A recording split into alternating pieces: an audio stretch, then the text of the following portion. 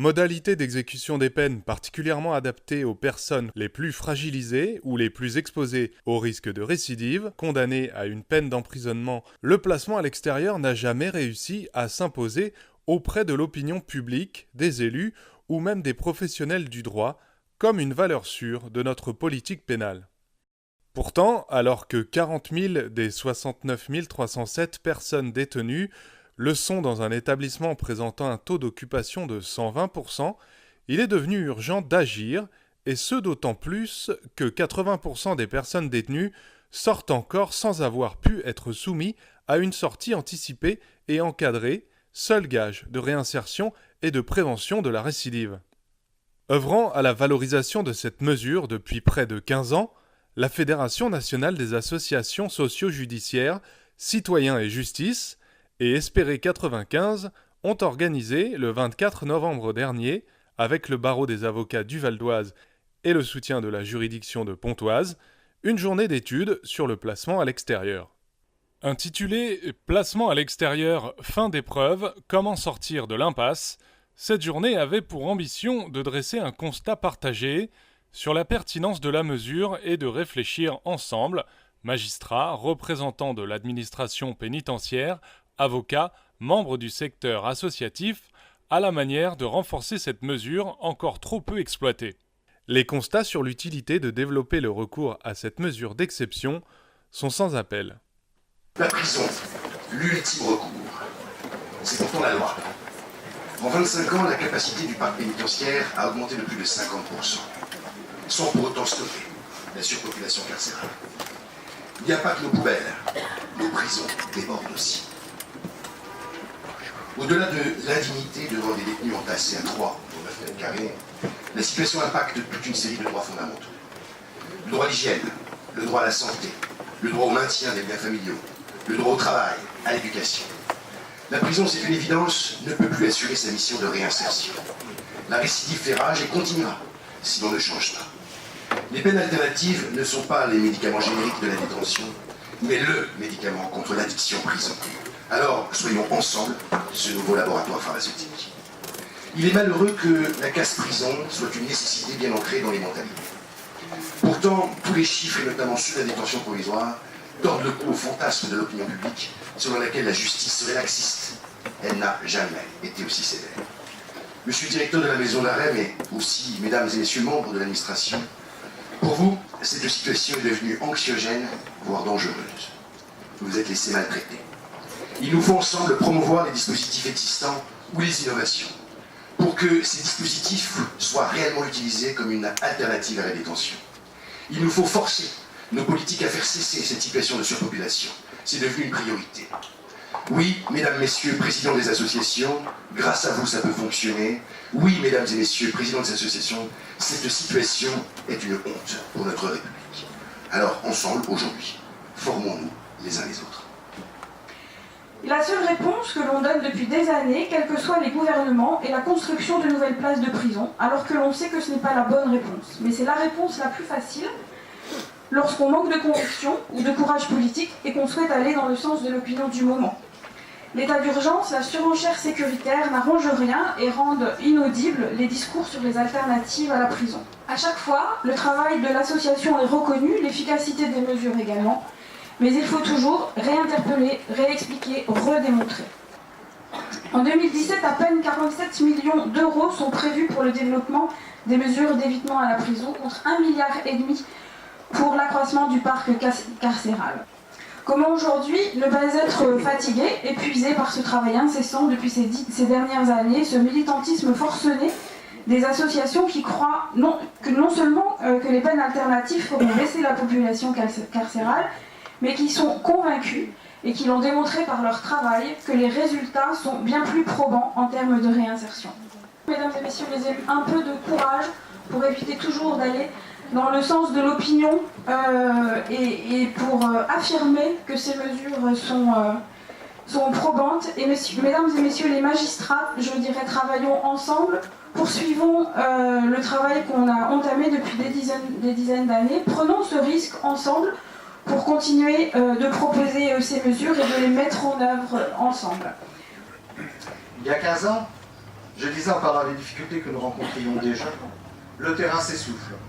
Je crains désormais qu'il ne s'agisse plus d'essoufflement, mais d'asphyxie.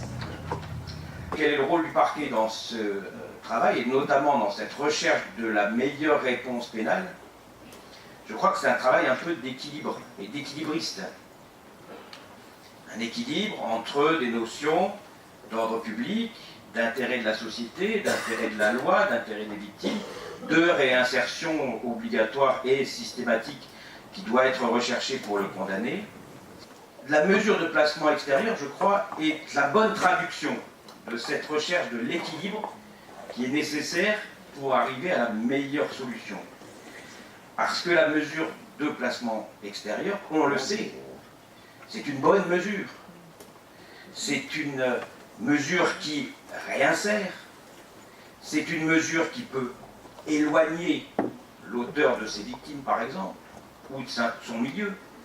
C'est une mesure qui protège, c'est une mesure qui prépare à la réinsertion sociale et au retour dans la société, qui est la recherche, bien sûr, dans chacune des solutions. Combien a-t-on d'avocats qui viennent à l'audience avec un dossier sous le bras pour proposer un aménagement ab initio? Pas beaucoup. Combien y a-t-il d'avocats qui s'investissent dans la politique d'aménagement des peines en venant proposer, là aussi, en cours d'incarcération, avec des dossiers solides, des possibilités d'aménagement, de réinsertion, etc. Il y a un vrai chantier sur lequel on a partagé là-dessus et sur lequel on est prêt ensemble à s'engager. Il y a un travail du condamné, bien sûr, qui lui doit monter son projet, pour faire la preuve de son comportement aussi et de sa capacité de réinsertion. C'est dans cet esprit, je crois, qu'il faut que tout le monde travaille pour essayer d'aller plus loin et pour essayer de développer ces mesures d'aménagement de peine et plus précisément ces mesures de placement extérieur, cette recherche de l'équilibre et cette implication, ce volontarisme de chacun des acteurs. Je suis sûr que dans cette journée, vous allez rechercher cet équilibre et que cette chaîne d'institutions, de partenaires, de magistrats investis, responsables, saura prouver qu'elle est capable de se mobiliser pour développer cette mesure si importante et auquel je souscris pleinement. Fort de ces constats et encouragements, Christian Fournier, président de la Commission nationale post-sententielle de Citoyens et Justice et directeur général d'Espérer 95, a d'abord offert à l'Assemblée un vibrant plaidoyer en faveur de la mesure et des associations qui la mettent en œuvre au quotidien. Je m'exprime aujourd'hui au nom d'administratrices, de directrices, d'équipes d'éducateurs ou intervenants socio-judiciaires militants engagés auprès des publics sous injustice qui placent la personne au centre de leurs préoccupations et de leurs actions, travaillant sur le placement extérieur individualisé depuis de nombreuses années. On ne peut donc ignorer ou remettre en cause leur légitimité en matière de diagnostic éclairé. Elles ont vu à l'échelle du temps, au fil de dizaines d'auditions parlementaires ou d'inspections et des réformes successives, défiler un grand nombre d'interlocuteurs qui, pour la très grande majorité, garde des sceaux, magistrats, fonctionnaires des administrations centrales, SPIP, CEPIP, passent ou ne font que passer et sous-estiment, voire ignorent, en dehors du cadre pénal, ce que recouvre le cœur de métier de l'insertion socio-professionnelle et de l'accompagnement des publics sous injustice. Plus encore sur ce que suppose l'ajustement quotidien d'une prise en charge de personnes condamnées qui exécutent leur peine en dehors des murs, à savoir contractualiser sans contrainte physique, répéter inlassablement les règles et le cadre, travailler sur la transgression en intégrant un seuil indispensable de tolérance.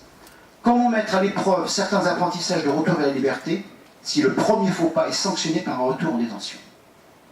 Afin d'énoncer les mots structurels du placement extérieur, je me dois d'affirmer que nos associations ne sont pas des associations lambda, mais des associations de réinsertion spécialisées sur le champ de la justice. Permettez-moi d'insister sur le mot « association ».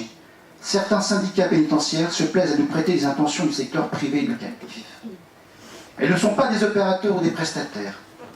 Nos associations ne sont toujours pas aujourd'hui considérées comme des interlocuteurs et ou partenaires majeurs à part entière de la justice et reconnues pleinement pour leurs compétences.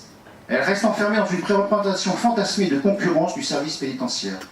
Elles sont rarement concertées, ou alors leurs avis ou préconisations sont repris par d'autres sans qu'il soit mentionné qu'elles en sont à l'origine. Elles sont très rarement citées dans les missions d'inspection. Notre secteur, à tort peut-être, ressent un déni d'existence à son encontre. Dans toutes les propositions de création d'instances n'est aucunement préconisée la place du secteur associatif comme membre ou participant à. Elles sont souvent instrumentalisées comme prestataires de l'hébergement. Ça arrange d'oublier que leur cœur de métier est l'accompagnement, que c'est leur ADN de mettre en œuvre un accompagnement éducatif, social, socio-judiciaire, et que pour la très grande majorité, elles ont développé toutes les réponses en matière de prise en charge, d'orientation, de soutien psychologique. Leur évolution et diagnostic en matière de prévention de la récidive est déniée, ou n'a pas place au regard des missions dites régaliennes du service pénitentiaire d'insertion de probation. Nos associations ne sont jamais invitées aux conférences semestrielles des cours d'appel sur les aménagements de peine. Certaines siègent en chambre de l'application des peines depuis 2005. Qui peut contester leur expertise? La tendance de certains magistrats à vouloir s'attacher aux mêmes garanties de représentation que dans un établissement pénitentiaire contrevient à l'esprit de la mesure de placement extérieur. Si cela doit devenir l'exigence, autant laisser les personnes incarcérées. Les avocats connaissent assez mal les mesures d'aménagement de peine, ou ne requièrent pas souvent, ce que disait le procureur tout à l'heure, le prononcé d'un aménagement de peine dans le cadre de leur plaidoirie ou au stade de la mise à exécution de la peine d'emprisonnement par le JAP. Compte tenu des modalités de financement de la mesure, sur prix de journée, les taux d'occupation très fluctuants mettent en danger l'équilibre financier des structures. Le barème de financement de la mesure arrêté en 2006 n'a pas été réactualisé et révisé malgré certaines préconisations des missions d'inspection, notamment la mission menée par l'Inspection générale des services judiciaires en 2016. Elle ne semble du reste pas s'imposer des DSP. Ce prix journée n'a jamais été indexé. Le barème de financement prévu avec l'AP impose aux structures d'accueil de rechercher un nombre important de cofinancements. Au fil des années, l'ensemble des cofinancements, parfois majoritaires dans le financement de la mesure, s'arrête. L'absence d'un pilotage interministériel en faveur des publics chemins de justice ne permet pas de se protéger de cet écueil. Le prix journée ne prendra pas en compte le travail d'instruction et de montage du projet des candidatures accomplies par les associations, qui intègrent entre autres plusieurs visites, parfois 5-6 en maison d'arrêt. Certaines associations subissent, sans aucune prévenance et de façon récurrente d'année en année, des interruptions brusques de financement. Certaines DSP décident unilatéralement, et donc sans arbitrage possible de la direction centrale de l'administration pénitentiaire, d'affecter des crédits pourtant fléchés sur le financement de l'aménagement de peine à d'autres dépenses. De pratique, ça accommode très mal du turnover important des magistrats et des conseillers d'insertion, et de la tension qui subsiste entre l'autorité judiciaire, les services pénitentiaires et le secteur associatif. Le travail d'évaluation engagé par la Fédération, qui produit depuis 2 ans des indicateurs d'évaluation pertinents, n'est toujours pas partagé avec l'administration pénitentiaire. Si nous devions être des lanceurs d'alerte, nous dirions qu'il y a urgence à stopper le mouvement de détricotage du secteur associatif socio-judiciaire spécialisé. Plusieurs associations ont sérieusement songé à arrêter leurs activités ces dernières années, ou l'ont orienté au profit de l'accueil des personnes en PSE, sur fond de financement dédié au placement extérieur. Une certitude se profile pour les prochaines années. Une grosse structure associative, multi-activité, confrontée au déséquilibre financier de son secteur socio-judiciaire, qui représente un point infime dans son ensemblier, ne préservera pas une activité déficitaire. Au soir de la seconde journée de travail de notre commission post-sententielle qui s'est déroulée les 9 et 10 novembre à Meaux, et bien que les séquences de travail qui se sont enchaînées aient été constructives, le sentiment partagé par toutes et tous était empreint de désillusion, d'amertume et de lassitude. Il y a bien de quoi.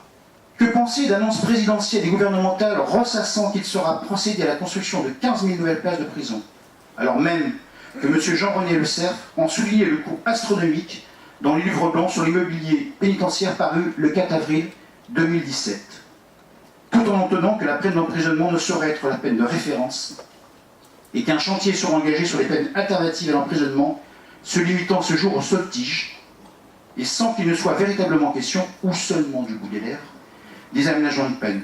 Preuve en est que les dotations prévues en 2018 pour la location de bracelets électroniques et le placement extérieur ont connu une baisse drastique. De même, les dispositions des articles 27 et 28 de la proposition de loi d'orientation et de programmation portée par la commission des lois du Sénat, à l'initiative de son président, et contre lesquelles 23 associations, aumôneries et syndicats se sont mobilisés la semaine dernière sous l'impulsion de Citoyen Justice, sont des coups sérieux portés aux aménagements de peine ab initio et le traitement pénal des personnes condamnées.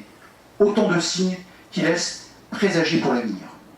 Magistrats, DFSPIP et avocats du barreau du Val d'Oise, représentants associatifs, se sont ensuite prêtés au jeu de la reconstitution de 2 débats contradictoires. À visée hautement pédagogique, ces jeux de rôle ont permis aux participants de la journée, grâce à l'éclairage apporté par Angélique Hedzik, présidente de la chambre correctionnelle du TGI de Versailles, de mieux appréhender la façon dont était étudiée la situation des personnes condamnées dans le cadre de cette instance visant notamment à octroyer une mesure de placement à l'extérieur ou décider d'une réintégration en établissement pénitentiaire à la suite d'incidents. Par la suite, Reynald Brizet, universitaire chercheur à l'université de Nantes, et Stéphanie Lassalle, conseillère technique post-sententielle de Citoyens et Justice, se sont attachés à restituer les résultats de l'évaluation de l'impact de la mesure de placement à l'extérieur sur le parcours du justiciable mené au sein du réseau Citoyens et Justice. En début d'après-midi, 5 personnes accueillies ou ayant été accueillies en placement à l'extérieur par le service socio-judiciaire d'Espéré 95 sont intervenus chacun à sa manière sur la façon dont ils avaient vécu ou vivaient leur placement à l'extérieur et les difficultés auxquelles ils avaient pu être confrontés dans le cadre de la préparation de leur projet. Puis, des magistrats, des représentants de la direction de l'administration pénitentiaire, un professeur de droit, un avocat et la conseillère technique post-sententielle de Citoyens et Justice se sont penchés collectivement sur la plus-value de cette mesure, les écueils faisant obstacle à son développement et les actions à mettre en œuvre en vue de la développer durablement. Autant d'éléments qui ont inspiré Reynald Brizet dans sa mise en perspective de la journée. Mais la question qui est derrière, c'est est-ce que c'est ça la justice? Est-ce qu'on veut simplement écraser? Ou est-ce qu'on veut aider les personnes à se réinscrire avec toute la difficulté que ça représente? C'est évident que les 5 qu'on a vus s'exprimer en début d'après-midi, c'est clair, c'est pas des bisounours. Ça, c'est sûr. Mais en même temps, ce sont des personnes qui ont pu et su se mobiliser parce qu'elles ont été accompagnées et retrouver le chemin, ou sont en train de le faire, puisque certains sont encore et sous main de justice et en PE, et que c'est aussi ça qu'il faut mettre dans la balance. Le placement extérieur, il faudra qu'un jour, mais je crois que certains l'ont déjà en tête, on rediscute cette appellation. Vous voyez, c'est toute la question de savoir s'il s'agit d'un placement à l'extérieur ou s'il s'agit d'un replacement à l'intérieur du corps social, d'une réinscription. Et là, on voit alors réapparaître toute la question de ce que je vais appeler non pas l'individualisation, je suis désolé, mais la personnalisation des peines. C'est-à-dire comment il va falloir là installer quelque chose, mais il est évident qu'on ne peut pas travailler à réinscrire dans le social un sujet qu'on met hors social. C'est difficile de faire vivre en prison le monde. C'est vrai qu'on a beaucoup entendu, et ça a été beaucoup répété, qu'on était tous d'accord sur l'intérêt, le sens, la pertinence, la valeur de cette mesure. Que certains s'étonnent au fond en se disant mais si tout le monde est d'accord, ça c'est le pays des bisounours où tout le monde est d'accord. De fait, qu'est-ce qui coince? Jusqu'où est-on certain que nous soyons tous d'accord sur le sens, la pertinence, l'intérêt, etc. de ce type de mesure? Enfin, Gwenola Jolicoz, présidente du TGI de Pontoise, et Frédéric Zajac, ancien bâtonnier du barreau du Val d'Oise, sont venus clore cette journée. Ce que je veux vous dire, c'est que nous, le positionnement de principe du tribunal de Pontoise, et notamment de ce grand service d'application des peines, parce que vous avez ici un service d'application des peines important, vous savez, il n'y a pas beaucoup de juridictions qui ont un si grand service, eh bien, nous sommes partants pour essayer de faire mieux, essayer de faire autrement, essayer de faire différemment, et de comprendre qu'un certain nombre de mesures, aussi précises soient-elles que celle du placement extérieur, mais comme d'autres aussi, eh bien, on est partant pour essayer. On est partant pour expérimenter, on est partant pour faire. C'est-à-dire qu'on ne doit pas travailler les uns à côté des autres, mais on doit travailler tous ensemble.